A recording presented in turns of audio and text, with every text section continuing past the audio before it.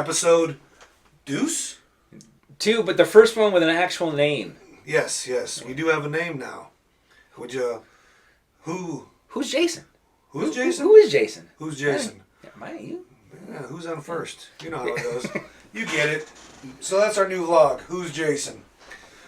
Me, Jason Bass. Jason Highshutter. Welcome to episode 2. We're going to just keep doing this thing and just going, what do I want to say?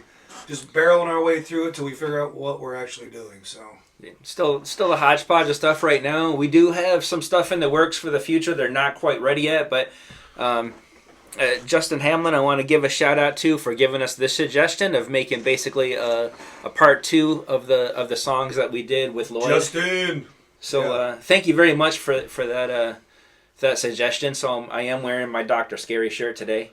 Yes, as tribute to the man, the myth, and the legend. I never found one in my size. Sorry, I didn't want to wear a medium. So anyway, no, that's cool. So we're gonna basically do a part 2, but it is episode 2, and we're gonna talk about the other song that the great DrScary, Lloyd Wallace, did for us on our last album. And we are remembering the name this time. It is Ghost in the Glass. I wrote it down in case we didn't remember. So no, messed up. It's not Ghost in the Glass. That's the last one. This one was Lady of the Night. Yeah. We do know our own stuff. If we played Jeopardy of our own stuff, we would fail. I think you should hold up the album and let them see it, and then we'll get a little thing there. This is the album right here. The beautiful, beautiful Chaos. It is beautiful chaos, and I'll tell you what. I mean, our music's always been a representation of CDs. Live guitar, folks. Sorry about that. It's always been a representation of all of our kind of likes. I like a little heavier stuff, but I also like rock. Jason likes rock, and even some other more obscure stuff. So our albums really represent, it's not a one-trick pony, I guess is what I'm trying to say. Our album, you might get a little rock, you might get a little punk, you might get a little metal. I think it evolved into that. I don't think it started out that way. No. and I think that evolved with the members being changed because, some of our prior members, love them all, no problems. But, when a lot of them are more into metal, everything kind of went to the metal side. But I don't mind at all rocking it a little bit. But this song is kind of metalish, I guess you'd say. It was it started out just a riff that I would play before practice. Chris and I, our old drummer, I would just start picking it, and he would just start jamming to it, and it was just kind of like this thing, and it went pretty simple. It's just a...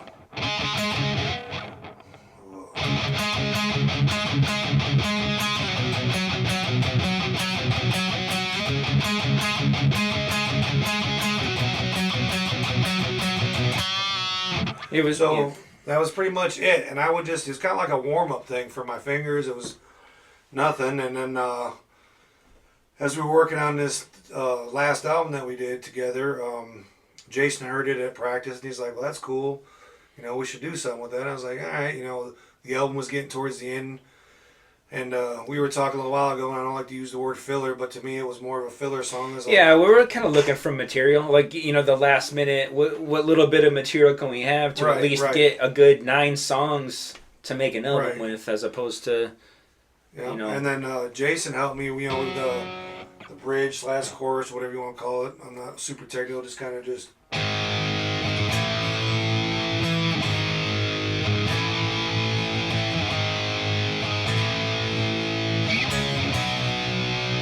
just kind of like over that. And that was really, the whole song. So when it came together, then, Jason can, of course, talk about the lyrics here in a second. But as far as the music part, after we got that, it was kind of just a quick done song. It was nothing really, and I just knew, well, we got to do something to make it not just so plain. So, of course, I reached out to our good friend, Mr. Lloyd, DrScary, and he shredded on us. People will tell you, I'm a guitar player, and people are like, oh, play this, play that. Listen, I'm a grateful rhythm guitar player, and I mess around a little bit of leads thanks to all the time that Lloyd spent with me learning. But I'm not a shredder by no means. So this solo that he does on this song, Lady of the Night, he shreds. So I'm gonna put this thing down. Jason, you want to talk about the lyrics real quick? The lyrics were really difficult for this one because I didn't know what to do with it. You know, it was two parts. The little exercise that he was doing, I thought sounded really cool. It just kind of had that scream to it, and I liked that sound anyway.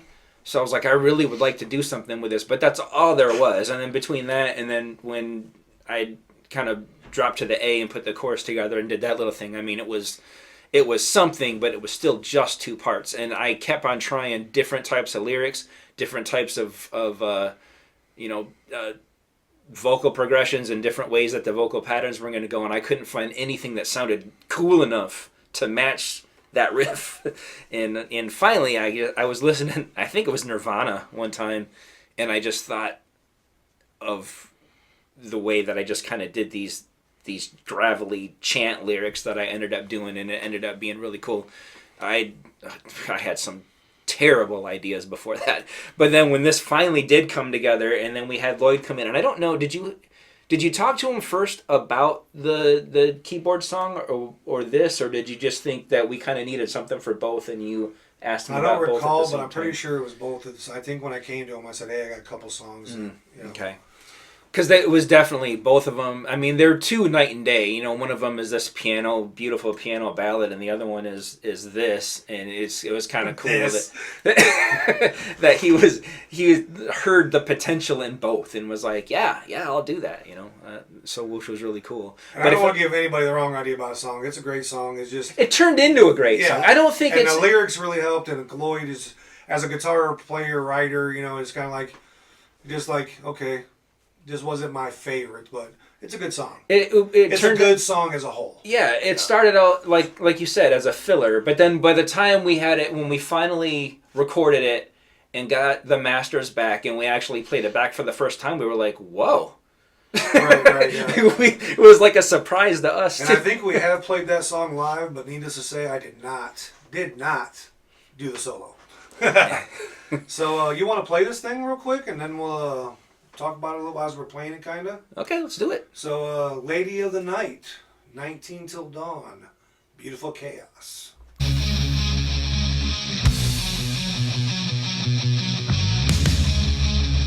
And I'll tell you, me and Chris had a hard time keeping on pace with this song. When it starts picking, we would get off so easy, you know? Yeah.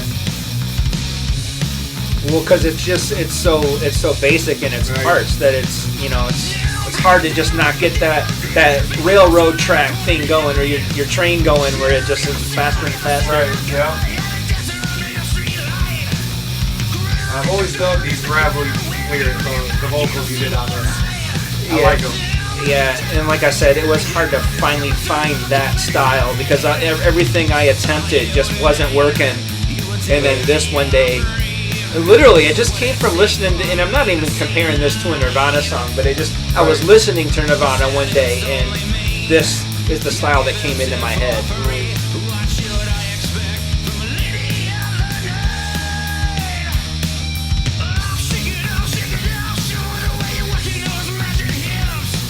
I do remember when we were working on this song, after doing it about 3 or 4 times in a row, your voice like, all right, guys. Oh yeah.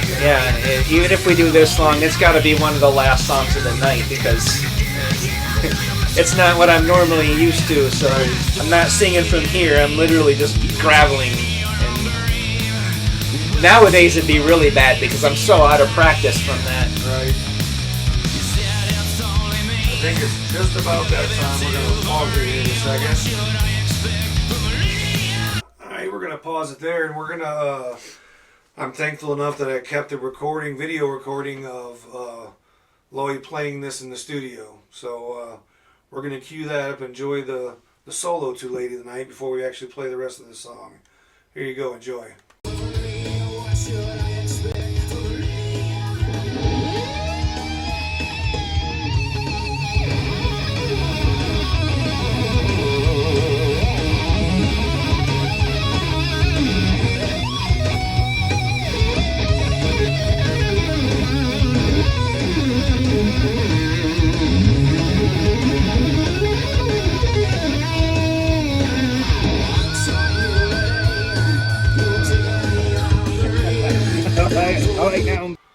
There it is, man. I mean, just shredding it up. What a master! It was like just like the other one too. Rest He in just peace, like Doctor.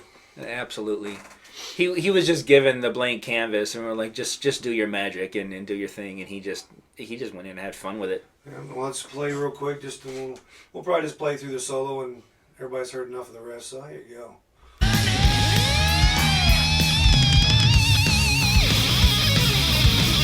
Yeah, I think that might have been his exact. Yeah, It might have been the exact. that might have been the tape. Yeah, that exact tape. I love that part. Just a straight up shred. Yeah. He just like that one is just. I mean, the other one, you know, the melodies and the melodic and the overtones. This one was just like a straight just shred. Just on fire.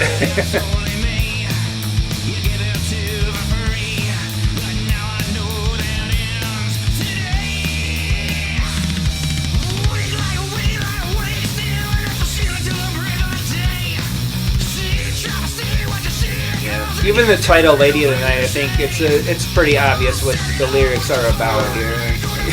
Right. It's been a while since I listened to this song. I sat down yesterday and just practiced because I haven't even played it for a minute. Yeah. I was like, oh, how does that go? So yeah.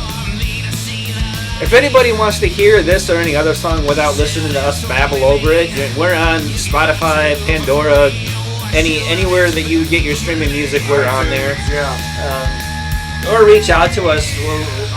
Yeah, I do have physical CDs, like old school CDs, like you open it and you can smell that CD smell. It's pretty good. And if you have a turntable, we do offer this too. Unfortunately, this isn't cheap. I'm just gonna throw that right out there. Making them this way is not the cheapest. I wish we could give them away for free if we could, but we just can't because we'll go broke. So anyways, let's get back to Lady of the Night. That was it. And that was, like I said, the great Lloyd Wallace, DrScary, helping us out once again. We miss him greatly, and I'm glad we had just a good chance to be friends and partner, and just, you know, that'll live with me forever now. So thank you, sir. And you got to spend a lot of time. Like he gave you literal lessons. It wasn't just a matter of just hanging out. Like he actually and you know, he was gracious enough to invite me to his house. Never charged me, and we BS'd, guys, but a lot of the stuff he would show me, he knew my capabilities. He pushed me, but he also knew my capabilities, and would said, hey, this will probably work for you. You could do, So if you guys watch any of my other guitar videos, the stuff that I've been doing is a lot of stuff that I learned from him. So thank you, sir. So, he was just an all-around great guy. I mean, geez, the celebration that we did, what was it, a couple months ago now? Well, not we did. We were there, but it wasn't us. But it's like a month, but yeah. About a month ago that they put together at the Music Factory for him. Just the amount of people that were there. And it was packed. The amount of, I mean, that's just the amount of love that people had for this man. Like any time you go to a celebration of life and you've got that many people, that many lives that were touched by somebody, truly touched. That's just such a beautiful thing to see. And everybody was there, everybody was loving, and everybody was just there for each other, and it was all just the biggest support group. It was just a great feeling to be there, to be part of that. Yeah, I agree. So, anyways, let's get on to a little bit happier subject. But that was, like I said, part 2 of our time with Lloyd, with our music, with 19 Till Dawn, and he'll always be a part of us. Kind of like the 5th, 6th, 7th. I don't know what you want to call him, member, but he was always there to help us out. Like the 5th Beatle. Yeah, like however he could. So, thank you, Lloyd. We miss you forever. So, what else? There's any other topics we want to? I wanted to bring up. There's a radio station called Local Overload that's been spinning our stuff, and I really appreciate it when places out of state and other places will reach out and grab our stuff and play it on their on their stations, and I just think that's so awesome. I think it's awesome anyway for anybody that tries to promote local music the way that some of these online stations do and things like that. But whenever they do something like that, and and then they put up this thing like voting for us to be part of their regular rotation and all that kind of stuff, I just think it's so cool. Thank you for everybody that voted, by the way. Yes, absolutely. Thank you so much. I don't think we got a single downvote, so I think that's great. Hey, at least if they hated us, they didn't put it in. Right, exactly. Yeah. But yeah, it's cool when stations do that, and I just wanted to give a shout out to the local overload in shout out. Yeah, thank you for giving us that opportunity to. Yeah, but I can say, we talked on the last episode, the band, I'm not gonna put any names out yet because things, but I have been working with a drummer, so that's exciting. I know Jason's got a few things in the irons. I actually have a song that we wrote about 6 or 7 months ago that kind of got backburner because we got busy, and then a brand new song that I've been working on that I've been working with Jason. So I can tell you right now that there's 2 new potential 19 Till Dawn songs coming. We're working on that, and covers. We're gonna do some covers. I know we kind of hinted at a cover that we're working on, and we're still gonna pursue that. I don't want to really say it in case it falls apart, because you never know. But it is gonna be cool, and regardless, we are gonna do some more cover work. So if you guys have covers and you think we might be interested, throw that out in the comments. So, or even if it's not something that you would typically expect to hear from a band like us, and say, hey, I would like to hear this in the style of 19 Till Dawn. Let us know, because that's what we're trying for right now. Because the song we're actually talking about, that is a very different song, but we're going to do it in our style. And that's another reason I don't want to let it out of the bag yet, because you just don't know. But we're working on it. So things are coming that way, and like I said, we're just pushing forward. We're going to be looking for a bass player here very soon. That's going in the mix. We're just kind of piecing things together, not being in a huge hurry. To me, I do this, and I know Jason's the same way. We love what we do, but we also want to have fun doing it. So to me, it's a skill and it's a brotherhood, and they got to be right there together to, make the dream work. You know what I'm saying? Teamwork makes the dream work. It does, except for when it doesn't. Right. And we've all been there. So, I don't know. Is there anything else you want to hit on this episode? We are, sorry to cut you off after I just asked him to talk, but we are going to start dropping episodes, like the cool kids say, dropping episodes the first Sunday of the month. They might get more frequently depending on what we do, but just for sure, we're planning on once the first Sunday of the month. So sometimes they might be longer, sometimes they might be shorter. Correct. We don't have any real set time period. Like, we got to hit it right at 30 minutes. We're not going to do that because we improv all this anyway. So yeah, if you can't tell, I mean, mispronounce words, or I'm trying not to cuss anymore because I don't want to get what's that word? On YouTube they yeah. They I don't know. flag you for cussing and all that. Yeah, I didn't study for the test. Yeah, so. Me neither. But nowadays you can't say anything. But we are not going to get into that. So, anyways, anything else today, Jason? Not unless you wanted to talk about the D. Snyder thing for all a second. Well, yeah, let's throw it out there. We mentioned that, throwing some random topics out there just to get our opinions. Then maybe you guys' opinions in the comments. But I just recently heard Sebastian Bach from Skid Row, well, formerly Skid Row, is filling in for Twisted Sister reunion show that D can't do because of his health, which, if that's what it is, I get it. But how are we doing a reunion show with Twisted Sister if D. Snyder's not part of it? Yeah, it almost feels like they shouldn't even call it that. It's I love Sebastian Bach. I always have. I'm a big fan of Sebastian Bach. I'm a big fan of Skid Row, and I think he's awesome. I think everything that I've heard him do is awesome. I've always really liked him. His range is incredible. He's just all around extremely talented. He's got a bit of an ego, but who doesn't? I mean, I kind of think back as far as, like, AC/DC in Axl, who I also really respect. I really liked Axl Rose too, who also has a huge ego, and I'm not going to say otherwise. But I kind of maybe it's a lead singer thing. Well, I'm just I think. I'm just kidding. I mean, I've got an ego. I'm not No. going to lie. I'll admit that. But no, it's. I heard that and I thought, what in the world are they thinking? And he killed it. He nailed it. He did an awesome tour with AC/DC, and you can go back and watch videos. And Axl, yeah, when Axl did that with AC/DC, he sounded phenomenal. It was just like, holy cow, it works. So maybe this will work, but I mean, AC/DC is a little bit different because Brian Johnson wasn't the big name of AC/DC. They were AC/DC. Like, Angus was huge. Like, it's a different dynamic. When you talk about Twisted Sister, it's Dee Snider. Right. It just is. Yep. Like, Megadeth is just Dave Mustaine. I mean, like he's the mascot, if you will. I mean, right. He's the face. He's the mascot. He's the voice. He's the band, and I hate to say that as part of the band, and not the guys, like JJ French. I mean, I loved him as a guitar player and stuff, still do, and the producing work he's done. But when you say Twisted Sister, people don't. That's not the name you think of first, right?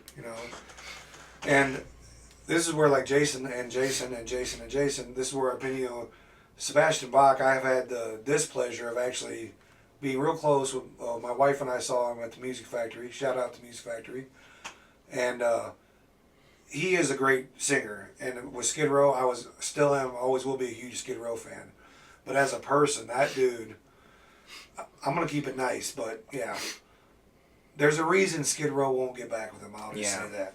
So, anyways, I just wanted to, and I get it. And that was my view. I thought it was cool they were getting a reunion or, doing a reunion. But if D can't do it, well, then you just cancel it. Because, and maybe people want to go. Well, I guess ticket sales, and we'll see how it goes. Maybe people just want to see Sebastian. There might be a thing. There might be people that want to see how Sebastian. I'm not one to down anybody's gig.